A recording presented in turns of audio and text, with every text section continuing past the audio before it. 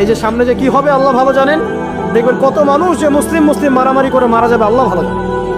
এগুলো কাম্য নয়। আল্লাহ পাক আমাদেরকে বোঝার তৌফিক দান করুন। দেখুন ভাই, এই যুগের কথা বলতে গিয়ে এখানে আসলাম। ওই যে জুলকারনাইন ইয়াজুজ মাজুজের কথা বললো, এখনকার বিশ্ব যারা পরিচালনা করে দেখবেন তাদের মধ্যে ওই ফাসাদ সৃষ্টি করাটাই খাসলতটা থেকেই গেছে। সারা বিশ্বে এরা ফাসাদ সৃষ্টি করছে। আমি কিন্তু বলিনি এরা ইয়াজুজ মাজুজ, কথাকে আবার অন্যদিকে নিয়ে যায় না। আমি কিন্তু এই কথা বলি না। আমি বলছি তাদের মধ্যে এই চরিত্র দেখা যায়।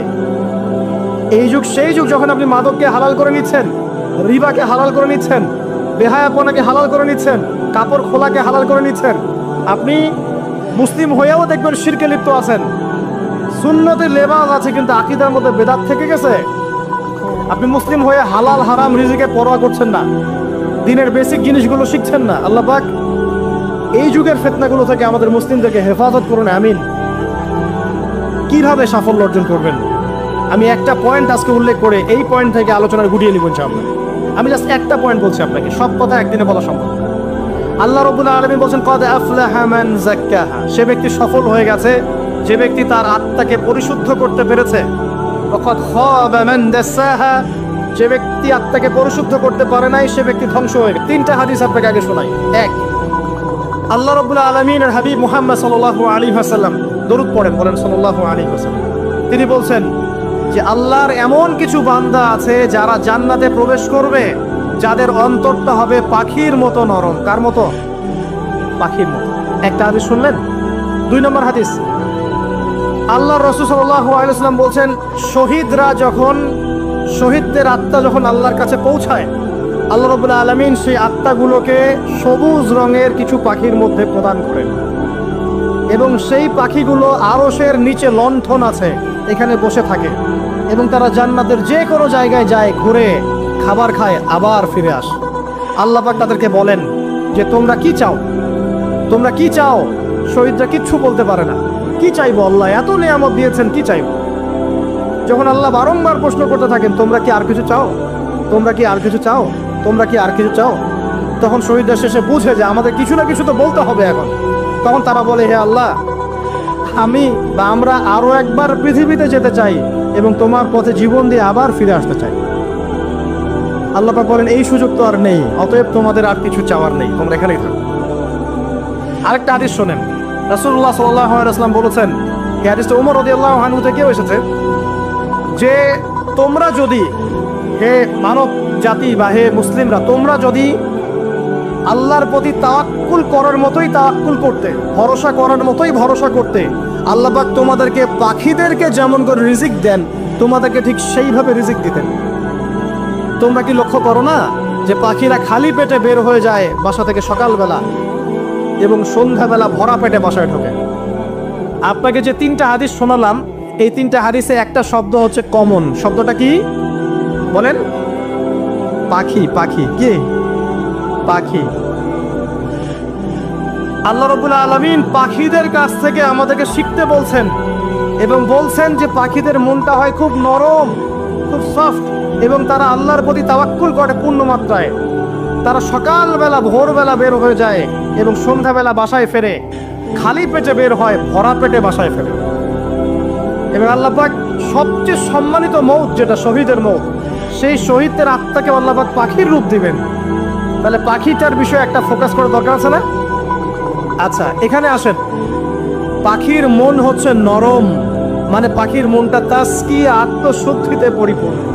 কদ আফলাহা মান যাক্কাহা, সে ব্যক্তি সফল হলো যার হৃদয়টা পবিত্র, নিষ্পাপ, নিষ্কলুষিত হলো, সে ব্যক্তি সফল হবে ইনশাআল্লাহ। একটা কাজ এখানে খেয়াল করেন, পাখিরা সকালবেলা ভোরবেলা বের হয় আর সন্ধ্যাবেলা বাসায় ফেরে। এখনকার মুসলিমদেরকে দেখবেন দুপুরবেলা ওঠে, রাত 3টায় ঘুমায়। কথা কি বুঝেন নাই? পাখির একদম ভোরবেলা উঠে যখন ফজরের আজান দিচ্ছে ঠিক তার আগ মুহূর্তে পাখির কিচিরমিচির শুনছেন, তার মানে নামাজের ওয়াক্ত প্রায় চলে যাচ্ছে। তার মানে তার আল্লাহ পাকের হুকুমের সাথেই জেগে ওঠে, সূর্য ডুবে তারা ডুবে যায়। ঠিক এরকম সুন্নত ছিল নবী সাল্লাল্লাহু আলাইহি ওয়াসাল্লামের এবং সাহাবায়ে কেরামের। আজকে 1400 বছর পর মুসলিম জাতি এই সুন্নাহ ভুলে গেছে। আর আমাদের সুন্নত দেখবেন, যদি কোনো রকম উঠেও ফেলি ফজরে, আবার 12টা পর্যন্ত ঘুম, আরো বেশি। আর এই যুব সমাজ যারা আছো তোমরা, কেউই 3টা 4টার আগে ঘুমায় বলে আমার মনে হয়। অলওয়েজ অনলাইনে পড়ে আছে, টিকটক নিয়ে, ফেসবুক নিয়ে, গার্লফ্রেন্ডের সাথে চ্যাটিং। পাখির মতো হতে পারলে পরে মনটা তো নরম হবে, তারপরে না তাসকিয়া অর্জন হবে। পাখির রুটিনটা কি? ভোরবেলা বের হয় আর সন্ধ্যাবেলা বাসায় ঢোকে। অতএব আমরা যদি রাসূলুল্লাহ সাল্লাল্লাহু আলাইহি ওয়াসাল্লামের সুন্নাহ মতো ওই ভোরবেলা উঠতে পারি আর আর্লি নাইট ঘুমিয়ে যেতে পারি এবং সারাদিন যদি রাসূলের সুন্নাহগুলোর উপর আমল করতে পারি, তাসকিয়া অর্জন হবে ইনশাআল্লাহ। কথা বুঝতে পারছেন? 2, পাখির মতো নরম মন লাগবে। এখনকার আমরা যারা বেঁচে আছে আমাদের মনগুলো কঠিন। কেমন কঠিন? পাথরের মতো কঠিন। আমরা যখন দেখি একটা মাইয়েতকে নিয়ে যাওয়া হচ্ছে জানাজায়, আমাদের কোনো ফিলিংস কাজ করে না। জানাজা যাচ্ছে, জানাজায় দাঁড়িয়ে মোবাইলটা টিপাটিপি করছে। জানাজার সাথে চলছে, কোনো ফিকির নাই যে এই জানাজা আমার হবে কালকে, ওই মোবাইল টিপাটিপি করছে। আমি আমারও দেখেছি, দাফন করা হলো মাইয়েতকে, দাফন করার পরে চারপাশে মানুষজন জড়ো হয়ে গল্প করছে, ভাই আপনার ওই জমিটার কি খবর, আপনার ওইটার কি খবর, বিজনেস কেমন চলছে, চাকরির কি অবস্থা। এই যে মাইয়াতকে পাশে দাফন করলো, কোনো ফিলিংস নাই, কোনো ফিলিংস নাই। আমি আত্মশুদ্ধির কথা বলছি। আত্মশুদ্ধির জন্য আপনার মনটাকে পাখির মতো সফট নরম করতে হবে। যখন আপনি সফট নরম করবেন এবং আত্মশুদ্ধি অর্জন করবেন, তখন 2 ডানা মেলে আপনি আকাশে উঠতে পারবেন এসব। আত্মশুদ্ধি অর্জন না করতে পারলে ডানা কেটে পড়ে যাবে, তখন আর আকাশে উঠতে পারবেন না। কোন আকাশে? ওই যে শহীদের রূহ যে আকাশে চলে গেছে, ওই আকাশ। অতএব মন কেন কঠিন হলো প্রিয় ভাই? 1 নম্বর কারণ, আমরা শিরকের পাপে লিপ্ত আছে। 1 নম্বর, শিরকের পাপে লিপ্ত থাকা অবস্থায় মুসলিমদের মনটা কঠিন হয়ে গেছে। আপনি কি মনে করছেন আমরা শিরক করি না? মুসলিমরাও কবর পূজা করে, দেখবেন মুসলিমরাও দেখবেন অনেক ক্ষেত্রে মাজার পূজা করছে। আমি বলিনি যে অলিয়া উলিয়ার মাজার জিয়ারত করা যাবে না, আমি কথা বলছি না, কিন্তু আপনি মৃত মানুষের কাছে আপনার ভালো মন্দ চাইতে পারেন না। কথা বুঝতে পারেন না? আমরা অবশ্যই অলিয়া উলিয়াদের কবর জিয়ারত করব। এটা আপনাকে মৃত্যুর কথা স্মরণ করাবে। তাদের একটা রব আছে, যেটাকে আমরা প্রভাব বলি, এটা আপনার মধ্যে আসবে। আমরা অবশ্যই জিয়ারত করব। জিয়ারত করতে বলেছেন নবী সাল্লাল্লাহু আলাইহি ওয়াসাল্লাম, কারণ এটা আপনাকে পরকালের কথা কি করবে? স্মরণ করাবে। ওমরা করতে যান, আল্লাহ পাক সবাইকে তৌফিক দান করুন ওমরা হজ করার এবং বড় হজ করার, আমি দোয়া করি। ওখানে সবচেয়ে সেরা যে দৃশ্যগুলো দেখা যায় তার মধ্যে একটা রাসূলুল্লাহ সাল্লাল্লাহু আলাইহি ওয়াসাল্লামের রওজা। ওখানে গেলে চোখের পানি ঝরে না এমন কোনো মুসলিম নাই, আছে? নাই। আর একটা সবচেয়ে মন নরম করা একটা দৃশ্য হচ্ছে জান্নাতুল বাকি, যেটা আমরা বাকিউল গারকাত বলি, যেখানে আপনি দেখবেন সাহাবায়ে কেরাম রাদিয়াল্লাহু আনহুমের কবর, যতদূর চোখ যায় তাদের কবর। কবরের কোনো মাজার নাই, সেখানে কোনো তাওয়াফ হচ্ছে না কবরকে কেন্দ্র করে, সেখানে কবরে কেউ ফুল চড়াচ্ছে না, একটা ছোট্ট পাথর দেখা যায়, এখানে আর কিছু না। পৃথিবীর সবচেয়ে শ্রেষ্ঠ মানুষগুলো সেখানে শুয়ে আছেন।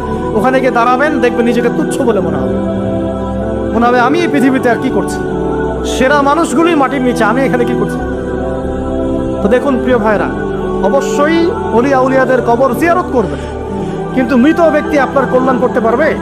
অকল্যাণ করতে পারবে? হ্যাঁ, তারা আল্লাহর কাছে সুপারিশ করতে পারবে আল্লাহ পাক যখন তাদেরকে অনুমতি দিবেন। তারপরে আল্লাহ পাক যখন অনুমতি দিবেন, তখন নবী সাল্লাল্লাহু আলাইহি ওয়াসাল্লাম সুপারিশ করবেন, ওলিয়া উলিয়াগণ করবেন, আলেম ওলামা করবেন, শহীদগণ করবেন, হাফেজে কোরআন করবে, অনেকেই করবেন। আল্লাহ পাক আমাদের তাকদীরে এইসব সুপারিশ নসিব করুন বলি না আমি। মুসলিমরা আজকে শিরিক করছে অনেক ক্ষেত্রেই। দেখবেন হাতে একটা এই যে বালা পরে আছে, খুলে না। কেন খুলেন না ভাই? বলে যে এটা খুললে যদি রোগ হয়। রোগ দেওয়ার মালিক কে? ওই বালা না আল্লাহ? এই যে আপনার বিশ্বাস জন্মে নিয়েছে, এই যে বিশ্বাসটা জন্মিয়েছে আপনার হাতের উপরে, এই বালার উপরে, এটাই শিরক, এটাই শিরক। যদি আপনি বিশ্বাস করেন যে এটা হাতে থাকলে আপনি সুস্থ থাকবেন, হাত থেকে খুলে পড়ে গেলে আপনি আর বাঁচবেন না, এই যে কল্যাণ অকল্যাণের মালিক আপনি কাকে করলেন? ওই বালাকে করেছেন, আল্লাহকে করেন না। এখানে শিরক হয়ে গেছে, খুবই সূক্ষ্ম শিরক। আপনি নামাজ পড়ছেন মনে করেন, এখন কিছু মানুষ আসলো, এখন দেখছেন যে হুজুর তো আমার নামাজ দেখছে, নামাজটা খুব সুন্দর করে পড়ার চেষ্টা করলেন, লম্বা নামাজ, সেজদা গিয়ে আর উঠছেন না, খুব সুন্দর নামাজ পড়ছেন। এই যে মানুষকে দেখানোর জন্য নামাজটা পড়ছেন, এটা শিরক। এটা কি? এটাও শিরক। এই যে গণক বসে আছে রাস্তার পাশে, দেখবেন টিয়া পাখি নিয়ে, তারপরে যে কাগজ নিয়ে, আসেন ভাই ভাগ্য পরীক্ষা করে দেই। আরে ভাই, তুমি যদি মানুষের ভাগ্যই পরীক্ষা করতে পারবা, তা তুমি রাস্তার পাশে কেন? তোমার ভাগ্য কেউ পরীক্ষা করেনি কখনো? এতটুকু কমন সেন্স আমাদের নাই। ও যদি আমার ভালো মন্দ করতে পারে বা ভবিষ্যৎ বলতে পারে, তাহলে ও রাস্তার পাশে বসে আছে কিছু। ওর তো প্রাইম মিনিস্টার হওয়ার কথা, এখন ওর তো ইলেকশন করার কথা। তো দেখেন, এই যে ওখানে গিয়ে আমরা কি করি, ভাই আমার হাতটা দেখে দেন, ভাই আমার অতীত বলে দেন, ভবিষ্যৎ বলে দেন, এবং এগুলো দিন দিন বাড়ছে কিন্তু।